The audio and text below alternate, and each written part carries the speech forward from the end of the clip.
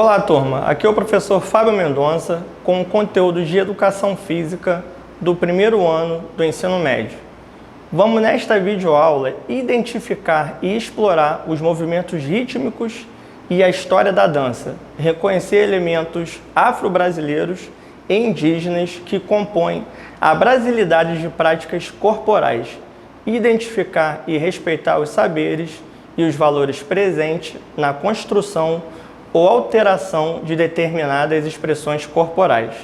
Esperamos aqui contribuir com o seu desenvolvimento e colocar você em contato com a nossa grande área de conhecimento, que é o da linguagem, códigos e suas tecnologias. Vamos começar a aula de hoje falando sobre a história da dança e seus benefícios. Sendo uma das expressões corporais mais antigas do mundo, a dança pode ser uma das ferramentas para identificar como se dão as relações do ser humano com o espaço e o tempo, representando um meio de comunicação. A dança, ela é considerada uma linguagem social e é uma manifestação do movimento que se faz presente na sociedade.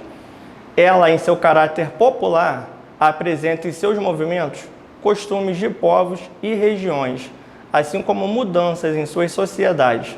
Dessa forma, tanto a identidade quanto a história de grupos sociais estão significados em suas expressões coletivas e individuais. Aqueles que praticam mais variados tipos de dança têm por benefício, por exemplo, o desenvolvimento da criatividade, a melhoria nos processos de socialização, o fortalecimento muscular e o desenvolvimento de coordenação motora. Enquanto linguagem, a dança no contexto dos povos indígenas é utilizada para a conexão com os saberes ancestrais e faz parte de determinados momentos em seus cotidianos, se adaptando às particularidades de cada grupo e seus sagrados. A prática corporal de movimento indígena pode ser realizada em grupo ou de forma individual, com a utilização de vestimentas e instrumentos específicos, os quais marcam as diferenças e diversidades culturais dos diferentes povos, utilizados também para celebrar ou buscar fortalecimento ancestral para acontecimentos na aldeia. As danças mais populares entre os não indígenas são o turé e o quarupi, sendo a primeira modalidade praticada entre etnias do Nordeste, como os tupinambás e pataxós, e a outra entre povos do Alto Xingu. O folclore brasileiro reúne várias danças que são de origem indígenas. São exemplos o cateretê, caiapós, cururu e jacundá. Os cateretês é uma dança do folclore que teve origem na dança indígena. Nesse estilo, as performances são realizadas a partir de formação de duas filas, uma só de homens e outra de mulheres. Ao som de bate-palmas e som dos bate-pés, os dançarinos realizam a apresentação. Os caiapós, por sua vez, é formado a partir de duas figuras centrais. O curumim, que significa menino em tupi-guarani, e o cacique. Na dança, o menino interpreta que está sendo perseguido por um homem branco e morre. Os cururus é outra dança de origem indígena, e a sua performance é a participação exclusiva de homens. A máxima da apresentação ocorre no momento em que chega o divino e quando o cururueiro canta e faz saudações por conta da chegada dele. Os jacundás é uma dança do folclore brasileiro que é formada a partir da dança de roda. As pessoas criam um círculo e dois dançarinos ficam no meio. A dupla dança ao mesmo tempo e que tenta sair da roda. As pessoas que formam a roda não podem deixar a dupla sair. Na modernidade, com o processo de colonização, povos negros foram escravizados e trazidos para a América. Dessa forma, a cultura brasileira é fortemente marcada, não somente pela multiplicidade da cultura indígena, mas também pela diversidade cultural dos vários povos retirados de forma violenta do continente africano. As práticas eram utilizadas como forma de se conectar com seus antepassados e suas terras, se espelhando em suas descendências e histórias, embaladas geralmente por tambores. As danças afro-brasileiras se relacionam com diversas tradições do continente africano e fazem parte da estruturação do que conhecemos hoje por cultura popular brasileira. Suas manifestações popularmente conhecidas são a capoeira, o samba de roda e o maracatu. A capoeira é uma representação cultural que mistura esporte, luta, dança, cultura popular, música e brincadeira. Caracteriza-se por movimentos ágeis e complexos, onde são utilizados os pés, as mãos e elementos acrobáticos. Diferencia-se das outras lutas por ser acompanhada de música. O samba de roda é um estilo musical popular brasileiro.